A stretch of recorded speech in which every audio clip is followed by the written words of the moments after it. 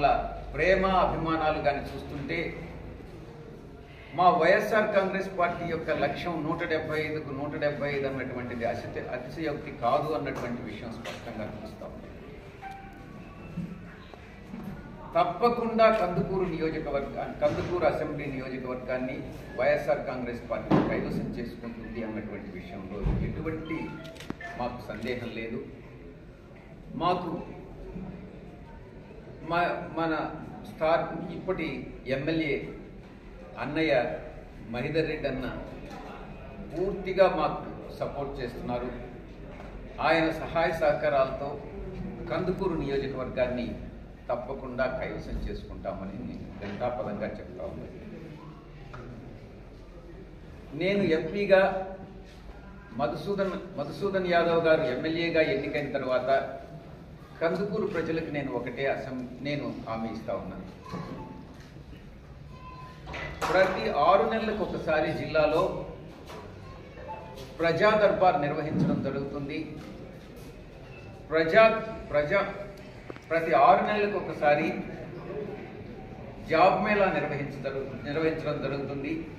ఆ జాబ్ మేళాలో యువతకి jobs provide చేసేటటువంటి జాబ్స్ క్రియేట్ చేసి కంపెనీస్ అన్నింటినీ కూడా ఇన్వైట్ చేసి జాబ్స్ ప్రొవైడ్ చేసేటటువంటి కార్యక్రమం చేపట్టడం జరుగుతుందని నేను చెప్తా ఉన్నాను. 2 ప్రజా దర్బార్ అంటే ప్రజల సమస్యల్ని విని ఆకలింపు చేసుకొని అది ఏ సమస్య అయినా కూడా ప్రజా దర్బార్స్ నిర్వహించడం జరుగుతుంది.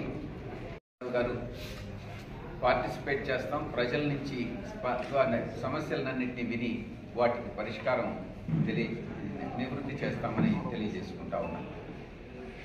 ఇక ఉలవపాడు మామిడి రైతుల గురించి మనం మధ్యాహ్నం అక్కడికే వెళ్తా ఉన్నాం.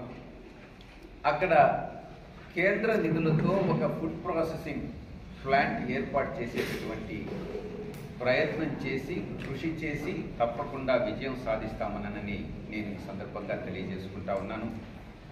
కొత్తగా నిర్మించినటువంటి రామాయపట్నం పోర్టులో స్థానికులైనటువంటి ఎస్సీ, ఎస్టీ, బీసీ, మైనారిటీస్కి సంబంధించినటువంటి వాళ్ళ యువతకి అన్నిటికీ కూడా ఉద్యోగ కల్పన కల్పిస్తామని నేను ఈ సందర్భంగా తెలియజేస్తా ఉన్నా. కందుకూరు నరసింగోలు మార్గంలో పాలేరు నదిపై 25 కోట్ల రూపాయలతో రోడ్లు, చెక్ డ్యాంలు నిర్మాణం ప్రారంభమైందన్నటువంటి విషయం మీ అందరికీ కూడా తెలుసు. పాత మన్నేటి కోట వద్ద 9 కోట్లతో చెక్ డ్యాం నిర్మాణం పూర్తయిందన్నటువంటి విషయం కూడా ఈ సందర్భంగా నేను మీకు తెలియజేసుకుంటా ఉన్నాను. ఇక కందుకూరు పట్టణంలో ఉత్తరాన ఉన్నటువంటి 70 కోట్ల రూపాయలతో బైపాస్ రోడ్డు నిర్మాణానికి అభ్యర్థనలు రావడం జరిగింది. తప్పకుండా కృషి చేస్తామనని, నిర్మాణం చేస్తామని ఈ సందర్భంగా తెలియజేస్తా ఉన్నాను. రాళ్లపాడు ఎడమ కాలువ నలదాపూర్ వరకు 50 కోట్ల రూపాయలతో రోడ్డు విస్తరణకి ప్రయత్నం చేస్తాం. తప్పకుండా చేయించే ప్రయత్నం చేస్తామని నేను ఈ సందర్భంగా తెలియజేస్తాను. కందుకూరు తెట్టు మధ్యన కేజీటీ రోడ్డులో మానెట్టిపై 18 కోట్ల రూపాయలతో హై లెవెల్ బ్రిడ్జ్ నిర్మాణం చేపడతామని ఈ సందర్భంగా తెలియజేస్తున్నాను. వాలేటివారిపాలెం రాళ్లపాడు ప్రాజెక్టు వరకు ఉన్న R&B రోడ్డును 20 కోట్ల రూపాయలతో డబుల్ రోడ్డుగా విస్తరణకి చేపడతామని కృషి చేస్తామని నేను ఈ సందర్భంగా తెలియజేస్తాను. మోపూరు చెరువు నీరు వృధా పోకుండా ఓగూరు దిగువ భాగంలో 5 కోట్ల రూపాయలతో చెక్ డ్యాం నిర్మాణం త్వరలో పూర్తి చేసేటటువంటి చర్యలు చేపడతామని తెలియజేస్తాను. నెల్లూరు ఎంపీగా, పార్లమెంటు ఎంపీగా నేను, కందుకూరు శాసనసభ్యుడిగా మధుసూదన్ యాదవ్ గారు ఎల్లప్పుడూ ప్రజలకి అందుబాటులో ఉంటాము. ప్రజా దర్బార్ నిర్వహిస్తాం, ప్రజలకి సమస్యలను వింటాం, ప్రజా సమస్యలను పరిష్కరిస్తామని ఈ సందర్భంగా నేను సభాముఖంగా విలేకరుల మూలంగా నేను తెలియజేసుకుంటాను.